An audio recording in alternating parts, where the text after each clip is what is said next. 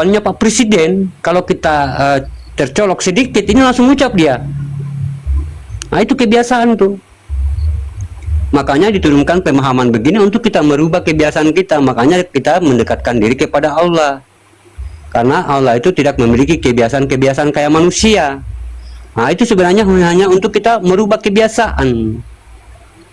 Nah, kalau kebiasaan ini sudah menjadi darah daging bagi kita, tentunya kalau kita meninggal, itu kebiasaan yang muncul. Kebiasaan yang baik-baik yang muncul. Ya. Makanya kadang-kadang kalau kebiasaan mulut kita ini sudah terbiasa bicara kotor, ini walaupun di depan orang tua kita nih, ngelantang kita.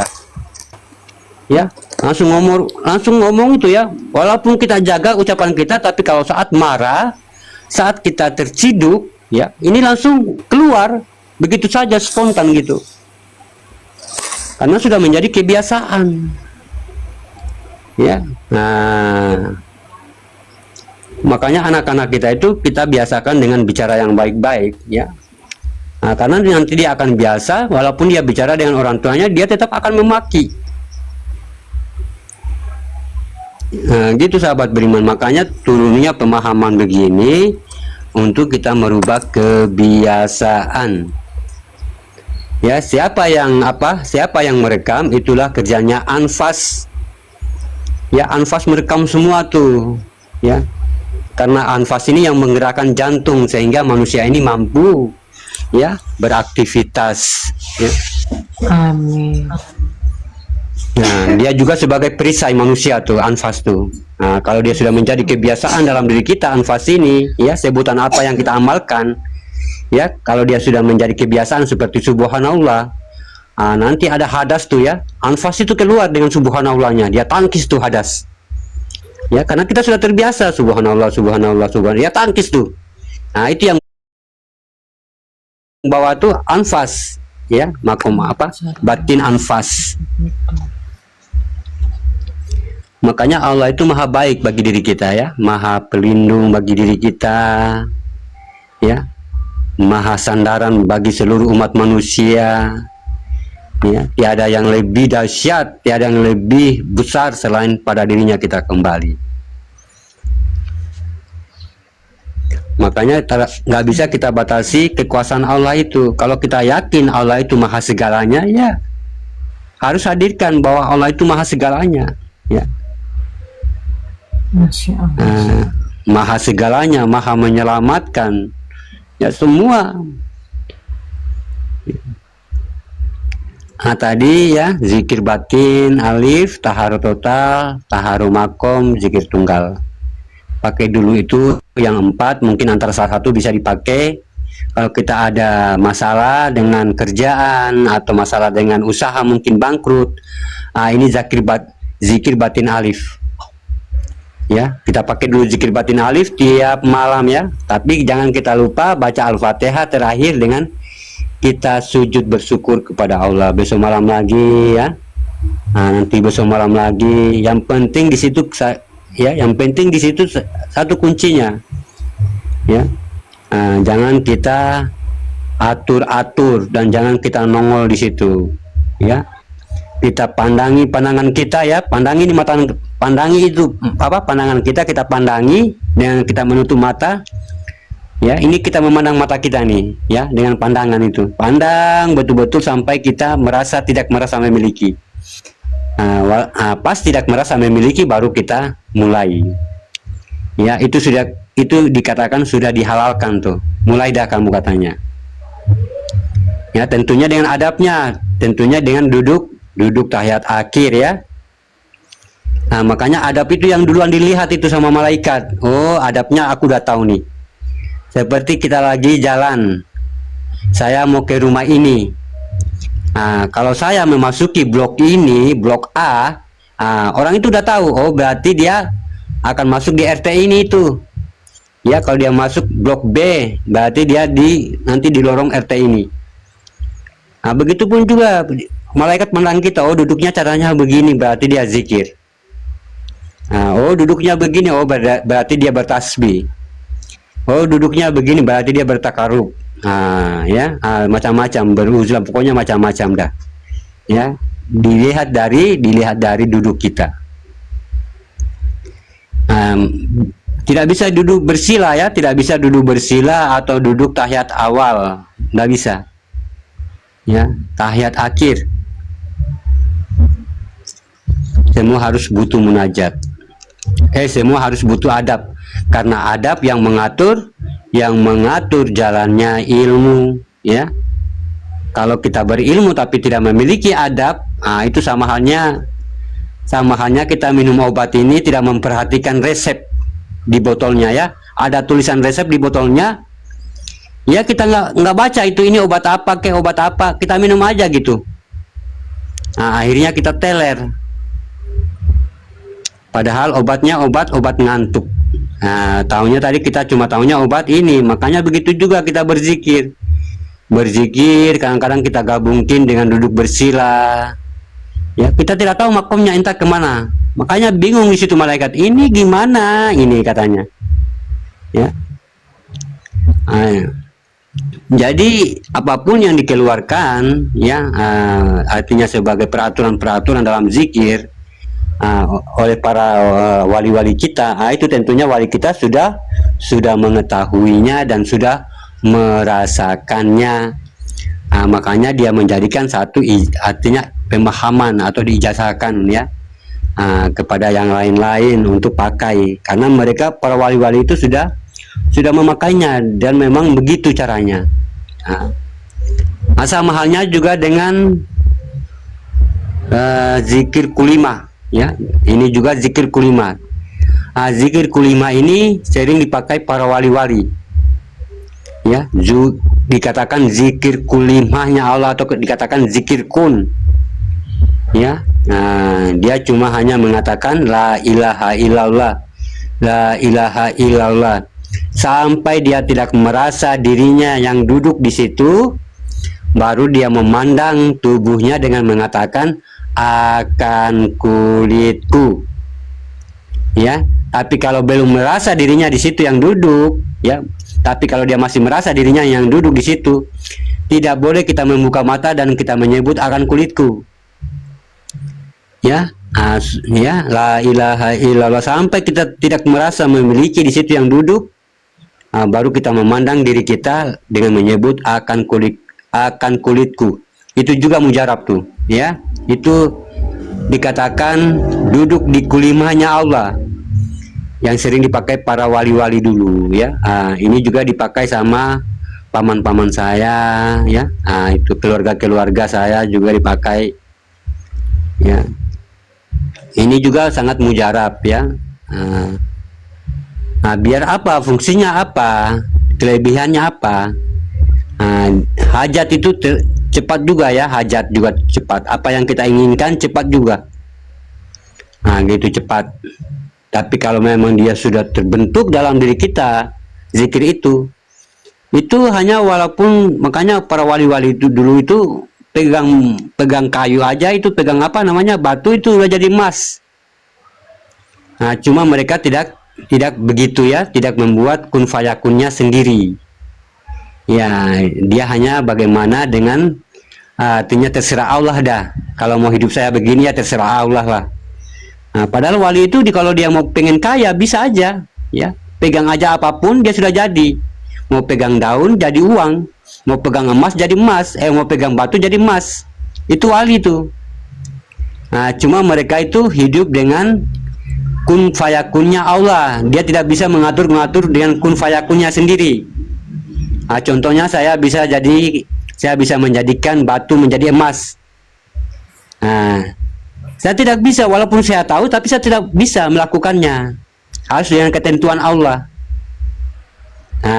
Kalau saya melakukannya, berarti saya sudah mata emas, mata duitan di situ. Nafsu lagi yang muncul tuh.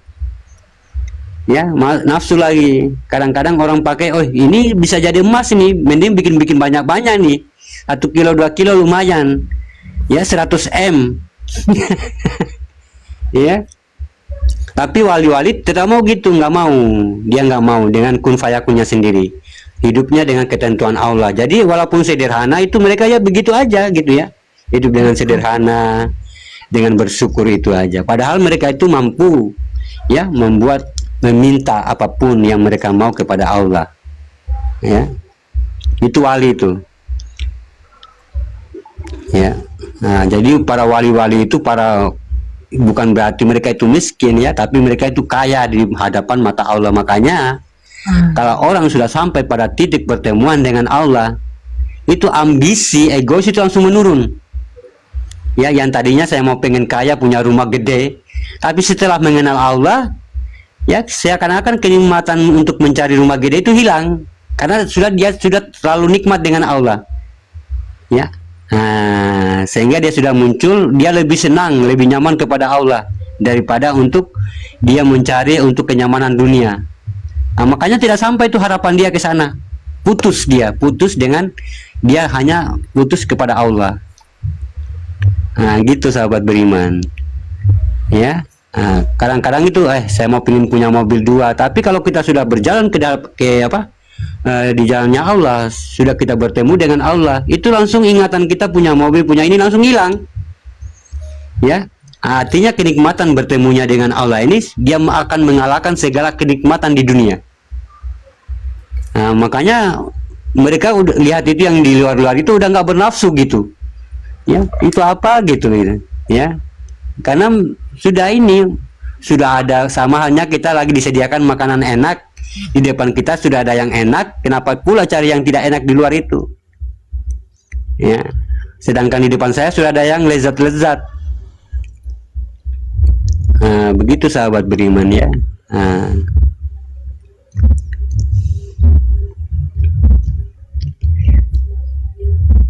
Kita masih dalam kesadaran manusia, aku pengen punya ini, setelah dia bertemu dengan Allah, hilang pikiran tadi, hilang angan-angan masa depan.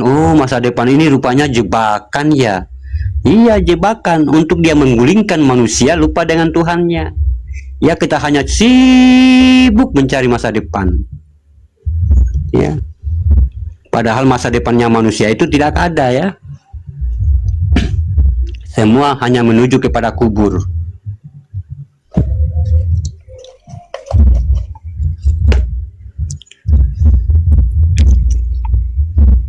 Zikir alif tadi Bang Hamba, saya telat masuk ya zikir alif.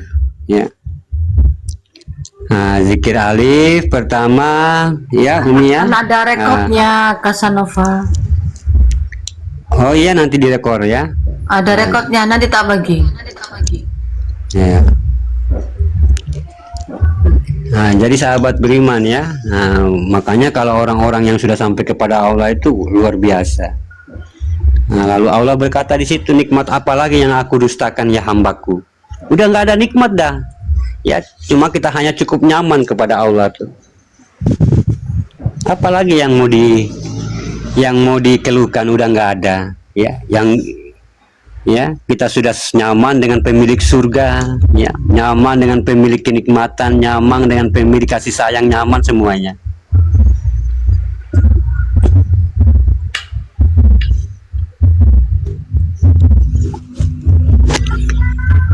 Makanya kenapa di dalam Al-Quran dia mengatakan kita itu orang-orang yang lalai. Memang lalai kita itu ya, lalai sekali, jauh sekali ya.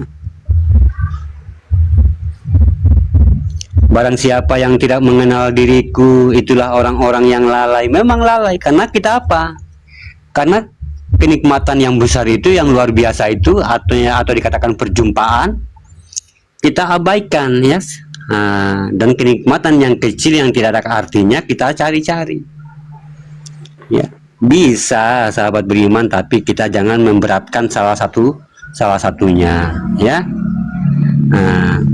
Karena tidak bisa kita memberatkan dalam salah satunya, harus berjalan semua ya. Berjalan, kita bekerja, berusaha, berdagang semua ya, tapi jangan kita keluar dari ketentuannya.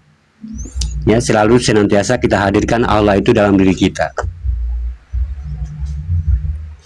Artinya kita libatkanlah Allah dalam kehidupan kita.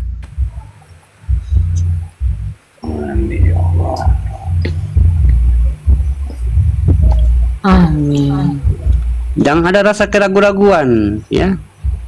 Jangan hadirkan rasa keraguan-raguan dalam hati kita itu. pokoknya kita isbatul yakin di situ, duduk dengan keyakinan kita, ya, serahkan hanya kepadanya. Ya, nanti biarlah dia yang mengatur hidup kita, ya, kita hanya cukup menyaksikan.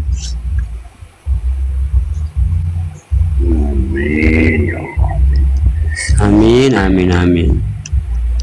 Makanya Allah katakan, sahabat beriman, di dalam Al-Quran, ya, sesungguhnya apapun yang aku minta kepada Allah, artinya di situ Allah tidak pernah berdusta, ya, tidak pernah berdusta atau mendustai hambanya. Ya, apapun yang kita minta Allah akan kabulkan, ya. Tapi mungkin, ya, nah itu tadi, ya, mungkin kita dengan cara memintanya bagaimana, ya, mungkin cara meminta kita nggak sambung kepada Allah.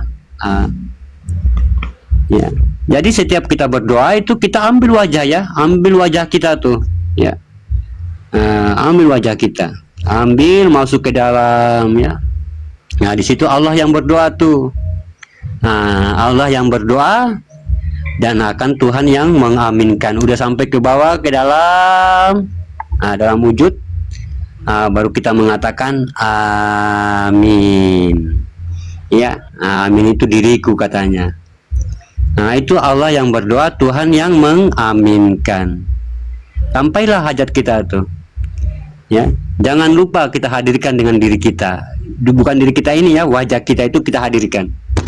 Setiap apa munajat kita, yang begitu juga amin, ya, saat kita mengatakan amin, ambil itu wajah kita, masukkan ke dalam, ya.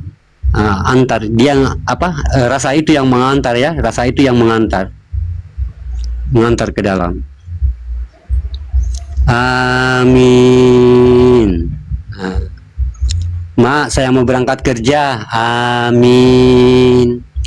Bu, saya mau berangkat sekolah. Amin. Usahakan aminnya itu ambil wajah, masuk ke dalam. Amin. Ya. Itu sudah namanya mendoakan, ya. Gitu.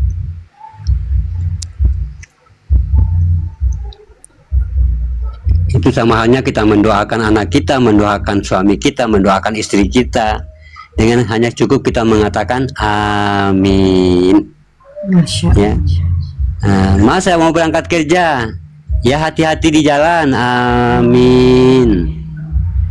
Ya, itu namanya mendoakan. Jadi harus kita terbiasa, ya, terbiasa begitu. Pokoknya kita latih terus, ya, latih terus rohani kita ini. Rasa kita ini kita latih terus sampai dia berkembang, sampai dia bisa mampu menguasai diri kita, ya. Rasa itu kan melatih rohani itu, ya. Makanya rohani itu urusannya rasa, ya. Dia halus bertemu yang halus. Makanya dia dikatakan diri yang hakikat. Hakikat itu rasa, ya, rasa ketemu rasa. Jadi urusan ke Tuhan itu adalah rasa, ya. Berarti urusan Tuhan adalah sir ketemu sir, ya, rahasia ketemu rahasia. Makanya tidak ada yang tahu tuh, ya, tidak ada yang tahu, hanya dirimu sendiri, ya. Makanya Allah katakan, sesungguhnya manusia itu kujadikan dari diri rahasiaku, ya, dan tidak ada yang tahu kecuali dirinya sendiri, dan aku juga adalah rahasianya manusia. Jadi tidak ada yang mengetahui, hanya diri kita sendiri tuh. Mau keimanan, mau keridohan, mau pokoknya semua, ya. Tidak ada yang tahu. Makanya jangan keluarkan dia ini untuk mempercayai segala apapun di luar, ya. Harus kamu percaya dengan dirimu sendiri. Apapun yang ada di dalam dirimu sendiri, kamu harus percaya. Ya, harus kamu yakin dengan diri sendiri. Ya, jangan kita bergantung kepada kepercayaan orang lain. Pokoknya kita percaya dengan diri kita sendiri. Ya, begitupun keselamatan kita akhirat. Ya, keselamatan akhirat itu tergantung dari kepercayaan diri kita sendiri. Ya, berarti dia tidak bisa dipersekutukan. Berarti tidak bisa kita mengambil keyakinan yang keluar dari diri kita. Begitu. Tidak bisa kita mengambil keyakinan untuk menuju kepada Allah itu dengan jalan-jalan di luar. ya. Dengan jalan-jalan di luar nggak boleh. Harus kita membaca diri kita untuk sebagai jalan untuk menuju kepada Allah. Itulah diri kita, jalan, ya. Makanya Allah katakan, ya, wa fi anfusikum afala tubsirun, saya sudah berikan kamu jalan, kenapa kamu membuat jalan lagi gitu? Kamu cukup melihat di dalam itu, udah lihat jalannya, kenapa kamu cari-cari jalan lain lagi? Cari jalan lain di luar pula, ya. Yang tidak ada di luar kamu cari, yang ada di dirimu kamu tidak cari.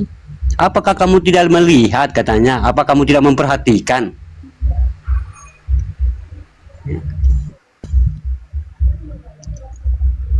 Inilah kita jalan, ya. Kita ini jalan, makanya kita ini adalah tempat perbendaharaan, ya. Perbendaharaan Allah itu yang menyimpan rahasia-rahasia Allah. Udah nggak ada tuh, yang lain-lain tuh udah nggak ada yang di luar, nggak ada. Makanya Al-Quran itu petunjuk bagi diri kita untuk kita membongkar rahasia di dalam diri kita itu. Man arofa nafsahu faqad aroha rabbahu. Bongkar itu diri itu, biar kamu tahu siapa yang berkehendak di dalam dirimu. Kalau kamu sudah paham yang berkehendak, berarti itu yang menguasai diri kita. Oh, itu Robil Alaminnya, itu dari kekuasaan bagi Allah. Itulah kehendak. Lalu Allah katakan lagi, jangan sampai di situ aja, ya. Karena ini aku bukan zat, aku bukan nur, aku bukan, pokoknya bukan apa-apa. Ya, suruh lagi kita Allah, ya. Wa fi anfusikum afala tubsirun. Menyelam lagi kita ke dalam tuh, udah di dalam, masuk pula ke dalam, sampai kita bertemu yang sebenar-benarnya diri kita itu, ya. Diri kita itulah diri itu, diri kita itu yang memang artinya memiliki kesadaran mutlak itu, ya, yang memiliki ketenangan itu, yang memiliki kesadaran mutlak, ketenangan jiwa itu kita. Makanya saat kita sadar itu sudah kita kembali kepada diri kita asli kita tuh, ya. Saat manusia sadar, ya, itu dia sebenarnya sudah kembali kepada kesadaran dia semula. Artinya dia sudah kembali kepada dirinya sendiri.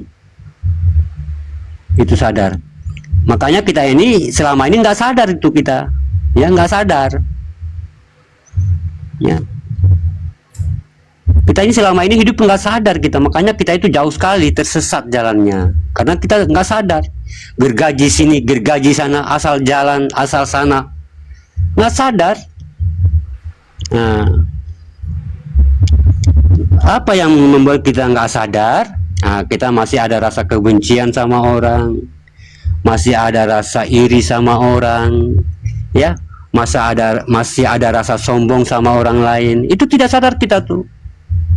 Orang-orang yang tidak sadar. Makanya saat kita pulang kepada Allah, muncullah kesadaran-kesadaran itu, ya. Mulai kita merenung, mulai itu kesadaran sejati mulai memuncak di kepala kita. Ya Allah, ya, rupanya aku ini berbuat selama ini jauh sekali dengan perintah Allah, jauh sekali dengan apa yang dimaksud oleh Allah. Kesadaran mulai meningkat. Makanya saat kita kembali kepada kesadaran itu sudah kita kembali kepada Allah, ya. Jadi di situ kita mulai artinya di situ Allah mulai menemukan kita dengan ketenangan, ya. Tidak ada lagi yang membuat kamu tenang, katanya Allah, hanya diriku, ya. Kalau kamu belajar sama jin tidak akan mampu membuat kamu tenang, tidak akan mampu mengatur kamu untuk menjadi tenang. Hanya aku, katanya. Nggak percaya ya nggak usah gitu, ya. Tapi apa ujian bagi diri kita yang kembali kayak begitu? Ujian bagi diri manusia yang bertauhid itu hanya dirinya, ya. Makanya diri keakuan itulah ujian bagi diri kita. Diri kita itulah ujian bagi diri kita. Yang disebut dengan keakuan tadi itu ujiannya manusia tuh, ya. Mau beriman muncul akal, muncul nafsu. Masa begini, masa begitu. Ini kan tubuh, ini kan kita berat. Masa Tuhan bisa BAB gitu gini, pokoknya macam-macam dah. Itu pikiran manusia. Itu pikiran manusia. Muncul keraguan, muncul putus asa, ya. Makanya berbahaya sekali itu keakuan diri kita, itu berbahaya ya. Kalau kita sudah artinya memiliki kolbi, artinya hati yang membatu ya, kabatun. Artinya kalau kita sudah memiliki hati yang membatu, ini kita sudah ini luar biasa, kita sudah tidak memiliki rasa iba, rasa kasihan ya. Itu yang paling mengerikan tuh ya. Itu yang paling mengerikan.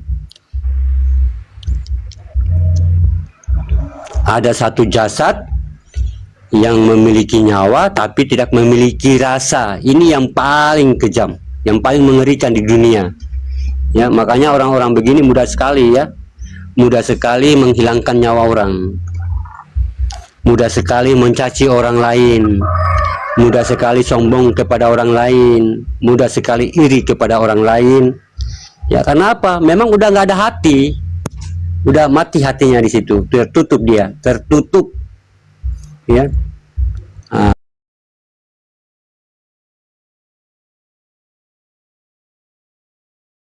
Tertutup hatinya, ilmunya Allah juga tertutup. Makanya mereka itu walaupun kita sampaikan tetap nggak nyampe, mereka itu tetap nggak paham karena memang udah ditutup ya. Pemahaman itu hanya sampai kepada akal. Itulah orang-orang yang pasif ya,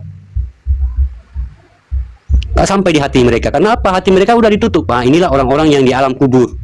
Alam kubur itu alam, artinya ilmu yang tertutup ya. Makanya dibangkitkan mereka di alam kubur dan dihidupkan kembali. Dihidupkan kembali itu mereka sudah paham dengan ilmu kerohanian. Tadinya mereka mati, lalu dibangkitkan di alam kubur dan dihidupkan kembali. Yang dihidupkan kembali itu batinnya menuju dalam kesadaran ya. Gitu. Jadi mereka itu di alam kubur semua tuh, yang tertutup hatinya tuh, yang tertutup dengan ilmu itu orang-orang yang alam kubur.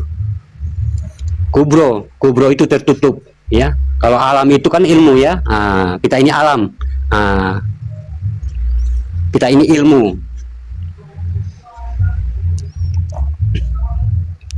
Jadi luar biasa sahabat beriman ya. Kalau kita memang yakin, seyakin-yakinnya ya, lepaskan mahkota manusia itu, serahkan kepada dia ya, nggak susah-susah amat ya. Sama halnya bukan berarti kamu lepaskan keakuanmu itu lantas kamu itu dikurung dengan maksud fanatik banget gitu ya. Fanatik banget, harus pakai kopiah haji, berjalan pakai jubah wali, pokoknya udah nggak, pokoknya subhanallah ya. Nggak begitu ya, nggak begitu, biasa aja gitu ya. Makanya kita ini ya, makanya kalau kita ini sahabat beriman, makanya kita tidak bisa menilai orang itu di luarnya ya. Tidak bisa kita menilai orang itu di luarnya. Karena apa? Karena Nabi Musa juga pernah terjebak pada Nabi Khidir ya, bahwa sesungguhnya Nabi Khidir alaihissalam dia seorang walinya Allah ya. Gitu.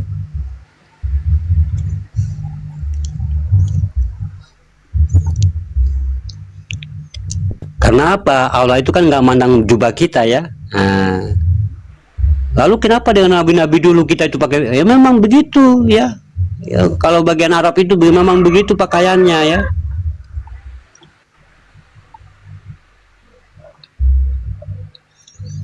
Memang begitu ya, pakaian bagian Arab sana memang begitu ya. Jadi Allah itu nggak mandang kita jubah kita, nggak mandang tasbih kita di tangan, nggak mandang tasbih elektronik kita di tangan, enggak ya. Dia itu cuma mandang bagaimana ayat-ayat Al-Quran itu hidup di dalam dirimu, itu aja. Yang hidup itulah yang dijadikan sir, itulah yang dijadikan rasa, itulah yang akan didengarkan oleh Allah ya. Kayak gitu. Makanya saya katakan lagi, ulang-ulang, rasa harus urusan dengan rasa ya, gitu. Contohnya sudah orang yang meninggal. Orang meninggal ini kan sudah alam arwahi, alam rasa ya, sudah nggak dilihat. Kenapa kamu kirimkan ayat yang hanya kamu lantunkan, tidak mampu kita menghidupkan ayat itu untuk menyampaikan kepada almarhum. Berarti harus butuh tajali, ya, butuh rasa. Rasa ketemu rasa di situ. Makanya ma'rifat yang paling tertinggi adalah bertajali. Ya, artinya rasa. Berdoa juga begitu, rasa. Kalau kita berbicara ya itu ucapan, ya, ucapan. Bisa kita juga mengucap, tapi bagaimana ucapan kita ini harus kita hidupkan di dalam diri kita. Ya, tapi lebih bagus lagi itu udah nggak berucap tuh. Ya. Kenapa kita makan udah nggak berucap? Karena dia sudah hidup makan tadi di dalam diri kita. Makanya tidak lagi kita manggil-manggil, mau makan dulu. Saya mau makan karena saya lapar nih, mau makan. Tentunya orang yang masih mengucap itu orang-orang yang belum paham, ya, belum tahu arti cara makan tadi. Makanya dia panggil makan kepada ibunya untuk disuapin makan, karena belum tahu cara untuk makan yang benar. Iya, rasa bukan sembarangan rasa. Makanya kadang-kadang itu kita sepelekan, ya. Makanya bagaimana kita melihat keajaiban rasa? Ada nggak kita di sini kangen sama orang yang jauh? Pernah rasa kan? Kita kangenin seseorang yang jauh, mungkin dia di Arab atau di mana bisa sampai kan? Bisa sampai, rasa kita itu sudah di sana. Itu yang dikatakan sifat kidam, ya.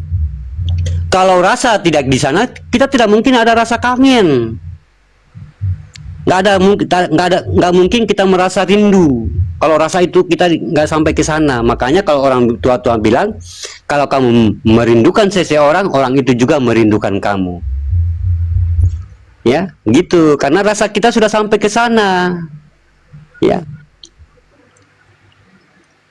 Itu persoalan rasa itu luar biasa, ya. Dia kemana ke sana kemari itu. Itu semua. Pernah kan Bang Wan? Itu rasa luar biasa, rasa itu. Dia kalau kita lagi duduk, datang makhluk halus di samping kita, rasa bisa tahu, ya, merinding bulu-bulu kita. Rasa tahu. Ya, cuma kita belum mampu untuk kita melihat, karena kita belum memunculkan batin, artinya sampai ke artinya kita menghidupkan mata batin kita. Ya, belum sampai untuk kita menghidupkan batin kita, sehingga yang halus itu belum kita mampu melihat. Kalau kamera-kamera itu bohong tuh, ya. Makanya kita kadang-kadang dibohongin media sosial. Ya. Media sosial ini kamera, ya, difotolah dapat kamera sama ya, macam-macam. Iya, memangnya itu makhluk atau kayak gimana sampai tembus kamera, ya. Orang dicabut nyawanya, tiba-tiba dapat kamera CCTV, ruhnya keluar. Memangnya yang keluar itu makhluk apa yang bisa ditembus dengan akal? Makanya kita banyak dibohongin sama media sosial.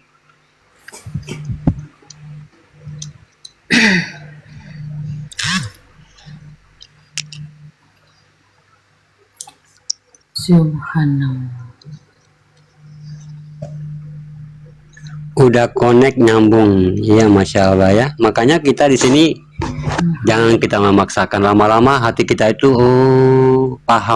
mulai paham. Karena apa? Karena kita sudah mendatangkan Allah tadi dalam diri kita. Jadi yang membuat kita paham itu hanyalah Allah. Ya. Karena apa? Pemahaman ini tidak bisa kita capai dengan akal. Ya, tidak bisa kita ungkapkan dengan akal. Makanya Allah itu tidak bisa kita capai dengan pikiran. Kekuasaan Allah itu tidak bisa kita gapai dengan akal kita. Begitupun juga pemahaman. Ya, kadang-kadang tidak bisa dicapai oleh akal manusia. Berarti hanya butuh rasa. Kita hadirkan dia di situ, biar dia yang memahamkan kita. Makanya kita hanya senantiasa mendengarkan. Ya, Amin.